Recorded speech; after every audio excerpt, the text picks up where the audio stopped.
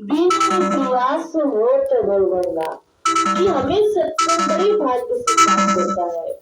कहा बिन ही प्रयास होत बहुवरना, कि बिना ही प्रयास के, बिना ही किसी कोशिश के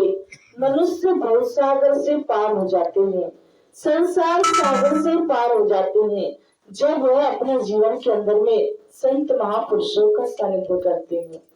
कहा पुण्य पुंज बिन मिलहि न संता, सत संगति संस्कृति करता,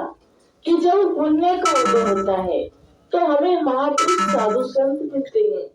और जब व्यक्ति को अपने जीवन में सच्ची साधु संतों की प्राप्ति होती है तो हमें भगवान की कथा और सत्संग की भी प्राप्ति होती है।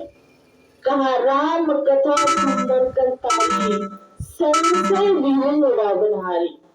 कि भगवान की कथा और सत्संग एवं सुंदर ताली की तरह होता है।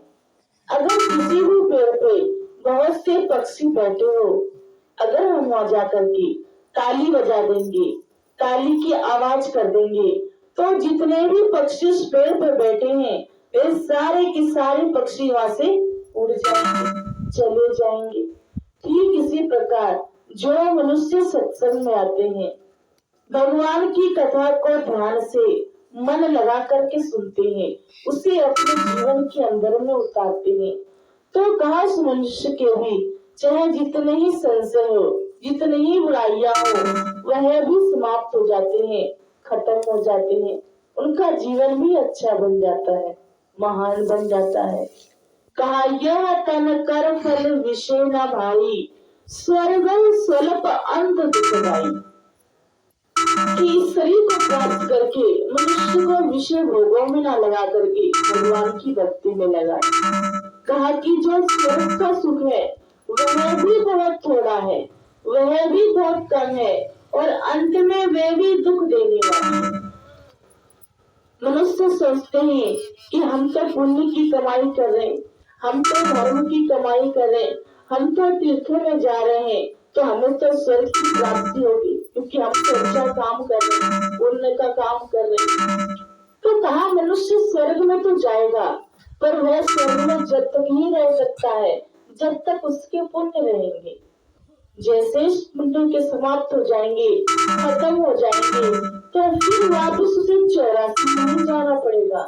फिर वापस वही लक्ष्य 84 का ठोकर ही खाने पड़ेंगे। इसीलिए मनुष्य को चाहिए कि वह समय रहते ही उस भगवान की भक्ति कर ले, उस परम पिता परमात्मा की प्राप्ति कर ले और अपने मानव जीवन को अच्छा और महान बना ले।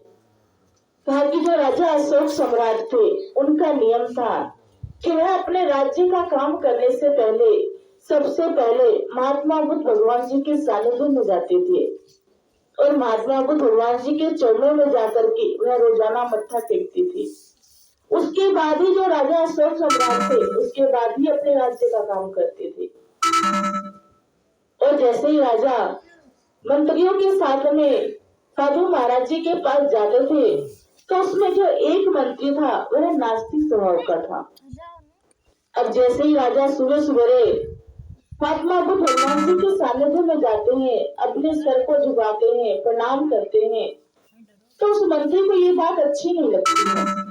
मंत्री मन में विचार करने लगा कि इतने बड़े सम्राट हैं, इतने बड़े राजा हैं, और ये कहाँ जाते हैं?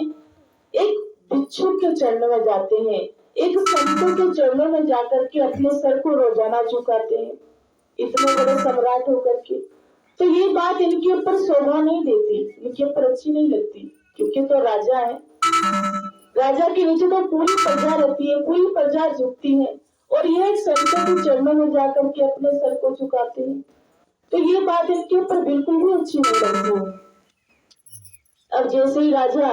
वापिस आते हैं तो मंत्री राजा से कहने लगा कि हे राजन, आपकी मुझे हर बातें अच्छी लगती है, आपको मुझे सब काम पसंद है, पर एक बात आपकी मुझे अच्छी नहीं लगती है कि जो आप ये सुबह सवेरे आकर के संतों के चरणों में जाते हो, एक भिक्षु के चरणों में जाकर के रोजाना अपने सर को झुकाते हो, ये बात आपके ऊपर हे राजन बिल्कुल भी शोभा नहीं देती, क्योंकि आप तो सम्राट हो, आप तो राजा हो। अब जैसे ही राजा ने मंत्री की बात सुनी तो राजा ने उस समय कुछ भी नहीं बोला।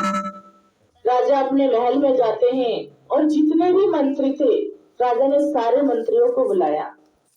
और सारे मंत्रियों को बुला करके किसी मंत्री के हाथ में राजा ने सुअर का सर दे दिया, किसी मंत्री के हाथ में बकरे का सर दे दिया, किसी मंत्री के हाथ में मुर्गे का सर दे दिया। राजा ने जितने भी मंत्री थे सबके हाथ में पशुओं का सर दे दिया। पर जिस मंत्री ने ऐसा बोला था कि आप सच्चे साधु संतों के चरणों में अपने सर को क्यों झुकाते हो, एक भिक्षुक के चरणों में अपने सर को क्यों झुकाते हो, तो कहा राजा ने उसके हाथ में एक